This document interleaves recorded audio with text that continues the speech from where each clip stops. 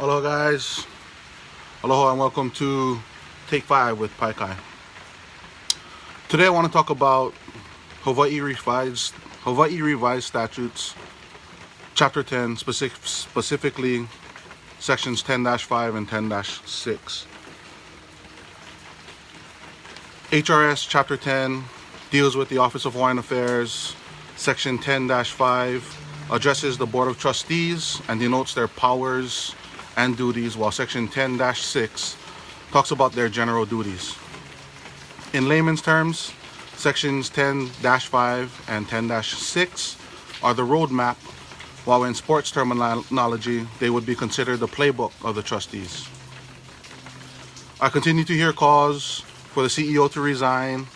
I am also hearing others calling for all of the trustees to resign, along with the CEO. I've seen letters submitted to the governor's office calling for the removal of the trustees and for the governor to appoint a temporary board of trustees until the primary election, and so on and so forth. For my non-Hawaiian family and friends, as you can see, the disgust and mistrust has grown bigger in light of the audit, enraging people to the point of wanting to get the governor involved.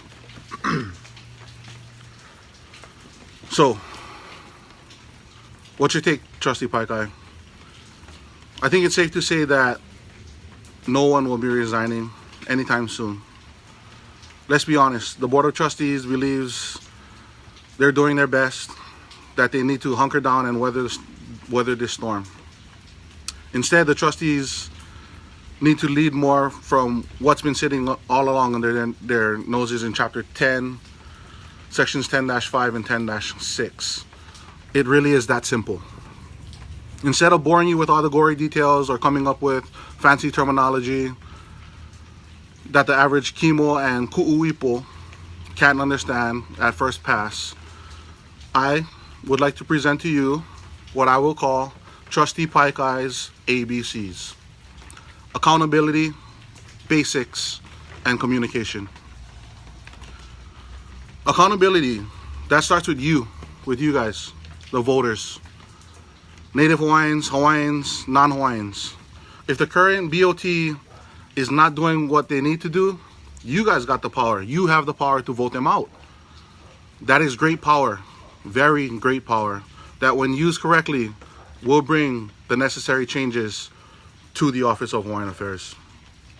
For the trustees, you guys need to hold yourselves accountable to Native Hawaiians, Hawaiians, non-Hawaiians, the CEO, and all of OHA employees. You need to hold yourselves accountable to the actions that you're doing. And lastly, instead of demanding the CEO's resignation, how about you guys go and take a look back at HRS section or Chapter 10, sections 10-5 and 10-6, because again, that is a good playbook, a good roadmap to follow.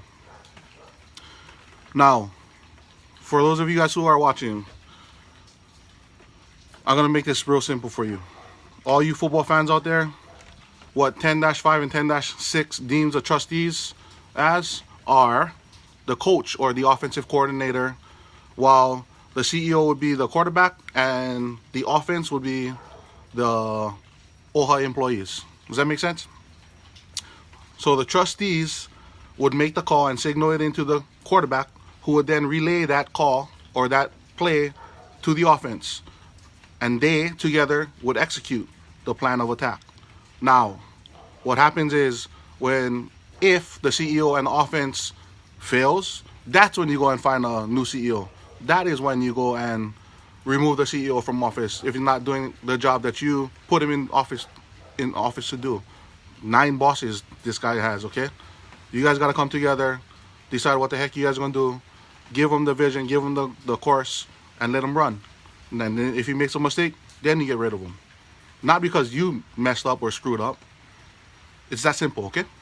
Next, we got basics. When you first learn a sport or go into something new, you learn the basics. In the military, it is known as basic training. In sports, it's known as the fundamentals. Trustees need to go back to the basics.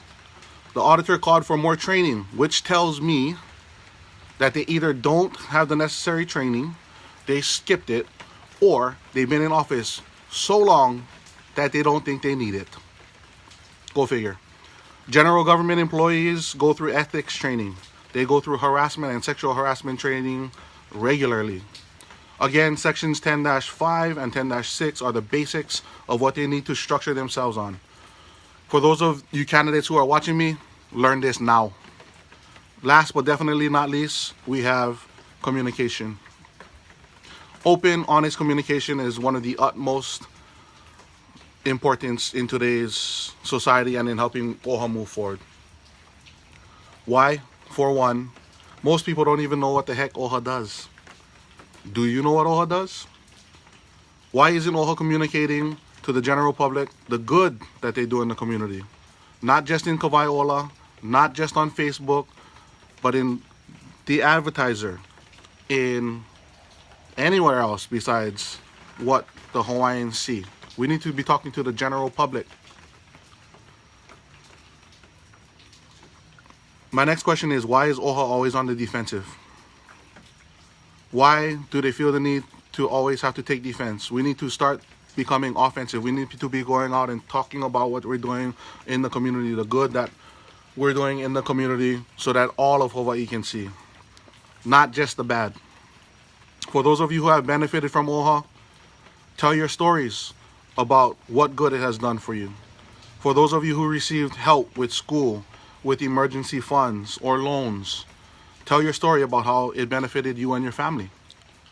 I'm tired of hearing all the quote-unquote bad that OHA does. OHA does great things as well, and it has great potential to do even more. Let's bring back pride. Let's bring back trust. Let's bring back integrity to OHA with accountability, basics, and communication.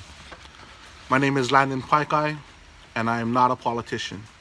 I'm a Native Hawaiian addressing issues that affect all Hawaiians. Native Hawaiians, Hawaiians, and non-Hawaiians.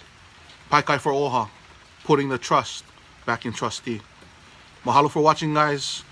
Again, if you like this, go ahead, like, comment, share. We'll talk to you guys very soon with our next segment of Take 5. You guys have a great evening. Be safe out there if you guys are on the road. And aloha.